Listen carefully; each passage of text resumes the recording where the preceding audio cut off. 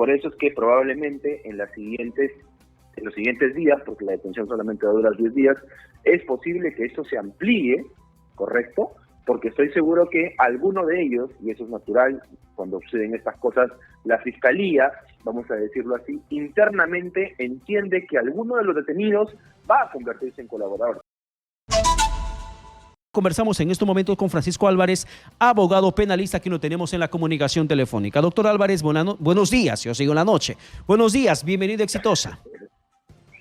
Hola Pedro, ¿qué tal? ¿Cómo estás? ¿Qué Muy tal? buenos días a todos. Buenos días, recalcando el horario en el que estoy en estos momentos. Doctor Álvarez, ¿usted coincide con lo que dice Nakazaki respecto al por qué Tijeros se encuentra en libertad y Fernandini con Goray se encuentran detenidos? Bueno, entiendo que él la representa, además, por cierto, hay que tener claro que naturalmente es un abogado defensor que defiende una parte procesal, y es la idea de él posicionarla a Tejeros como una parte clave de poder un poco abrir los ojos a la Fiscalía para entender que Goray, Fernandini y el resto de exfuncionarios del Ministerio de Vivienda eran un grupo concertado para defraudar los intereses del Estado, ¿no? Y no era esa posición inicial de Goray y de Fernandini como personas que al parecer se habían sumado a un pequeño acto de corrupción, ¿no? Entonces, es evidente por ahora que hay una utilidad que seguramente en los próximos meses va a poder cambiar. Pero ojo, esa es la visión actual, porque recordemos, Pedro, que hace unos meses Saad y Fernandini estaban totalmente fuera. Y es más, la señora había viajado, me parece, al Ministerio Público para conversar con ella. Es decir, la Fiscalía le ha dado todas las facilidades porque entendía que era una colaboradora importante. Mira cómo pasa el tiempo y ahora en qué posición está Sada y en qué posición está Fernandini. Claro, por eso la pregunta y además la conclusión de Nakazaki, porque él sostiene que mi patrocinada ha dicho la verdad según la corroboración de la Fiscalía. Y lo de Sada Goray llama la atención porque ella viene para una diligencia ya previamente, se entiende, coordinada con la Fiscalía, firmar un cuadernillo de cada 60 días del Poder Judicial. No esperaba, no estaba en su libro, no estaba en su plan de ser detenida, porque no vino a entregarse. Ella vino a cumplir una cierta diligencia donde fue finalmente detenida. La Fiscalía podría tener algo contundente sobre Sada Goray, o en todo caso habría determinado que ella está mintiendo. Sí, claro, no, y además uno lee la resolución, porque he tenido la posibilidad de leer la resolución en extenso, y mucha de la información, tanto para acreditar los posibles delitos como para acreditar los peligros procesales que sirven para la detención preliminar, yo voy entendiendo que es información que ella misma ha dado. Lo que pasa es que la Fiscalía, como dicen, ha comenzado a unir o atar, ¿no?, las líneas, y se ha dado cuenta de que no es una Sada que tiene una participación muy puntual, sino que acá hay mucho más de lo que ella ha narrado. ¿Y este caso podría arrastrar a funcionarios de registros públicos, de la SBN, de otras instancias que le dieron forma legal a esta corrupción, doctor Álvarez? Sí, pero por supuesto, o sea, lo que dice esta disposición es que ella no solamente está por lo que pensábamos la mayoría, esto es por algún entramado que había hecho con Salatiel Marrufo y con General Alvarado, sino que ella había influenciado en la designación de funcionarios para el Fondo Mi Vivienda, que son los coimputados y algunos detenidos, Pedro, por ejemplo, Garay Arroyo, Roger Gaviria y Gonzalo Renato Arrieta Llovis, a quienes además se les imputa que habrían festinado algunos trámites con la finalidad de lograr el saneamiento de ciertos bienes que iban a estar destinados para favorecer los proyectos inmobiliarios de la señora Sada Goray. Entonces, hasta acá, vamos a hacer, digamos, el corte. Ya hay una tesis de investigación que ha avanzado mucho más de lo que ella había narrado. Y por eso es que probablemente en los siguientes días, porque la detención solamente va a durar 10 días, es posible que esto se amplíe, ¿correcto? Porque estoy seguro que alguno de ellos, y eso es natural cuando suceden estas cosas, la Fiscalía, vamos a decirlo así, internamente entiende que alguno de los detenidos va a convertirse en colaborador. Y es más, acá hay información, fíjate Pedro, de 2 colaboradores, el 9 y el 13. Yo no conozco el caso con anterioridad en general, pero veo que hay declaraciones, digamos, nuevas. Una declaración por ahí me parece de marzo, otra de mayo. Entonces, parecería que son personas nuevas que han comenzado a aportar información y bueno, alguien que es colaborador y es público, que es el señor Marrufo. No, o sea, aparte de Marrufo, hay 2 colaboradores más que son los quienes estarían dando información nueva para poder comenzar a estructurar un caso nuevo que incluye a estas personas, ¿no? Además que la participación de Sada Goray termina siendo sobre la base de una mentira, como mencionaba doctor Álvarez. De repente podemos coincidir o discrepar en ello, cuando ella denunciaba ser víctima de extorsión. Pero ¿qué víctima de extorsión termina recibiendo un beneficio? Sí, efectivamente. Sí, ella denunciaba ser víctima de extorsión. Y claro, fue la tesis que armó, y yo siempre, cuando me lo preguntan, digo que esa es una versión que posiblemente se iba a poder romper y que además, hay que decirlo, la fiscal que está a cargo de este caso, que es la doctora Marita Barrón, es una persona que siempre lo digo con mucha experiencia. Puede ser que hayan, se podría decir, engañado a la doctora Marita Barrón en esta etapa, pero bueno, ella es una fiscal que compulsa mucho los casos, ella estaba a cargo de este equipo especial. Recuerden que ella ha estado detrás de todos los casos de Pedro Castillo y si vemos resultados a corto plazo, pues resultados son habidos.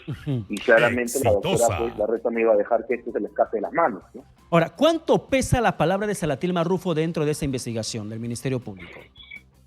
Mucho, mucho, mucho, mucho. Acá leyendo los documentos se ve claramente que la información que él da respecto de estas designaciones de los funcionarios del Ministerio de Vivienda que respondían a un plan criminal armado con Sada Goray, y donde también Fernandini habría participado, porque todo el mundo piensa que Fernandini simplemente hizo el nexo y por ahí recibió plata de parte de Sada. No, acá lo que dice la Fiscalía, eso es el 40% de la historia.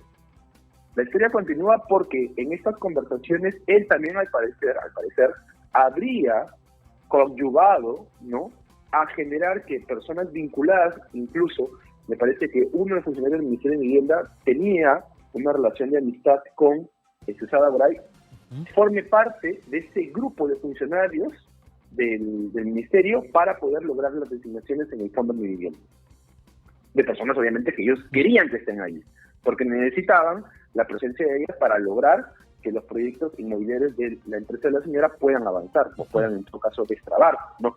Por eso es que se nombran a varias personas que al día de hoy no se sabe si los actos que han realizado, sean informes, legales y técnicos, responden a una voluntad criminal o es que simplemente fueron utilizados. Eso en los 10 días y en lo que sigue lo vamos a conocer porque seguramente la doctora Barreto continuará avanzando con la investigación. Ahora, la incongruencia de Mauricio Fernandini en sus declaraciones, por ejemplo, podría partir por el origen del dinero, aunque se acogió la confesión sincera.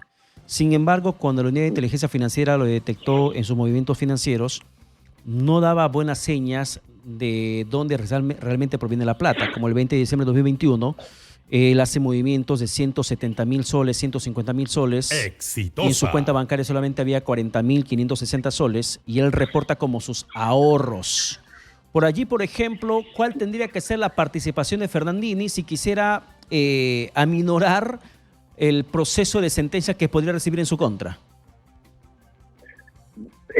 Bueno, lo que pasa es cuando uno se acoge a la confesión sincera, claro, es el imputado que dice, ok, yo confieso mi delito, pero hasta donde yo tengo entendido, un juez todavía no había, digamos, validado esa confesión y por lo tanto condenado, porque Fernandini tendría que haber sido condenado. Y por los tiempos, yo, sin conocer el caso particular de él, dudo mucho que eso haya sucedido, ¿no? Es más, la Fiscalía podría desarmarse, por decirlo así, ese acuerdo con él respecto a la confesión sincera y tirarlo al tacho, porque un dato que introduce la Fiscalía, para ir hablando un poco de algunas cosas más que tiene vinculación, es que ese señor, imagínate que luego de supuestamente haber confesado sinceramente la presunta participación en algún hecho delictivo, comete un comportamiento que marca muy bien por qué él hoy en día está detenido. Y es que el señor le empieza a donar sus bienes, entiendo que tiene 2 propiedades, a su hermana, pero es una donación ficticia hasta cierto punto porque es una donación donde le dice, yo te lo doy, pero estás impedida de venderlo. ¿Por qué? Porque seguramente él dice, bueno, cuando yo salga limpio de esto, voy a retornar con mis bienes, y así el Estado, con esta ficción, no logra de alguna manera, embargarlos y posiblemente ejecutarlos, porque una persona, aún cuando confiesa en derecho, tiene que pagar una reparación civil. Entonces, ese mal comportamiento procesal desnuda mucho lo que es Fernandini para la Fiscalía y también por eso el Estado Unido. ¿Qué otras situaciones encontró la Fiscalía sobre Fernandini? Porque a uno le sorprende. Quien se acogió a la confesión sincera tendría que estar, con cierto modo, con mayor beneficio frente a los demás que no aportan mayor información relevante. ¿Por qué quien confiesa un crimen se encuentra en estos momentos en esa condición? Lo que pasa es que por las declaraciones de los colaboradores, tanto del 9 como el 13, como te decía hace un momento, ellos, junto con Marrufo, señalan de que él participaba en las reuniones.